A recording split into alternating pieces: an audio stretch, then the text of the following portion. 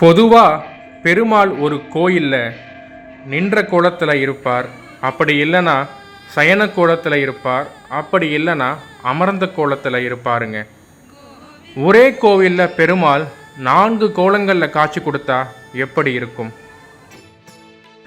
சென்னை தாம்பரம் பக்கத்தில் இருக்கிற திருநீர்மலை என்று சொல்லக்கூடிய இந்த கோவிலில் தாங்க பெருமாள் நின்ற கோலத்திலும் இருக்கிறார், அமர்ந்த கோலத்திலும் இருக்கிறார், சயன கோலத்திலும் இருக்கிறார், நடந்த கோலத்திலையும் காட்சி கொடுக்கிறாருங்க. அதாவது பெருமாள் நின்றான், நடந்தான், கிடந்தான், இருந்தான் போன்ற 4 அழகிய திருக்கோலங்களில் காட்சி கொடுக்கும் ஒரே ஸ்தலம் இந்த திருநீர்மலை தாங்க. இவற்றுள் கிடந்தான் என்பது சயன கோலத்தை குறிக்கும், இருந்தான் என்பது அமர்ந்த கோலத்தை குறிக்கும். இங்கு வாகனங்கள் மலையின் அடிவாரம் வரைக்கும் மட்டும்தாங்க போகும். 240 படிகளை ஏறி கடந்தால் மட்டுமே மேலே இருக்கும் மலைக்கோவிலில் நம்மால் பெருமாளை தரிசிக்க முடியும். இந்த மலையின் மேலே 3 பெருமாள்கள் இருக்கின்றனர்.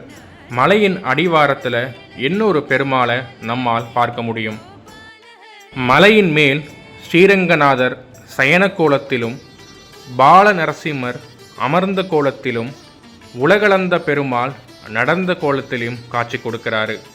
மலையின் அடிவாரத்தில் இருக்கும் கோவிலில் நீர்வண்ண பெருமாள் நின்ற கோலத்தில் காட்சி கொடுக்கிறாருங்க. உக்கிரமா காட்சி கொடுக்கும் நரசிம்மர் இந்த கோவிலில் பால நரசிம்மராக சாந்த ரூபத்தில் நமக்கு அருள் புரிகிறாருங்க. இந்த மலையின் மேலிருந்து கீழே பார்க்கும் பொழுது சென்னை இன்னுமே ரொம்ப அழகாக தெரியுங்க. கோவிலில் இருக்கிற மூலவர் சுயம்பா தோன்றியது அப்படின்னு சொல்லி நம்ம கேள்விப்பட்டிருப்போம்.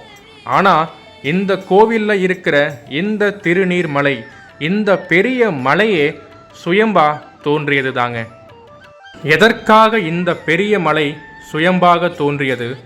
எதற்காக பெருமாள் இந்த திருத்தலத்தில் 4 திருக்கோலங்களில் காட்சி கொடுக்கிறார்? அதன் பின் இருக்கும் புராண கதை என்ன? மற்றும் இந்த கோவிலுடைய பல சிறப்புகளையும் பற்றியும் விரிவாக அடுத்த வீடியோவில் நாம் பார்க்கலாம். சேனலை சப்ஸ்கிரைப் பண்ணி வச்சுக்கோங்க. நன்றி.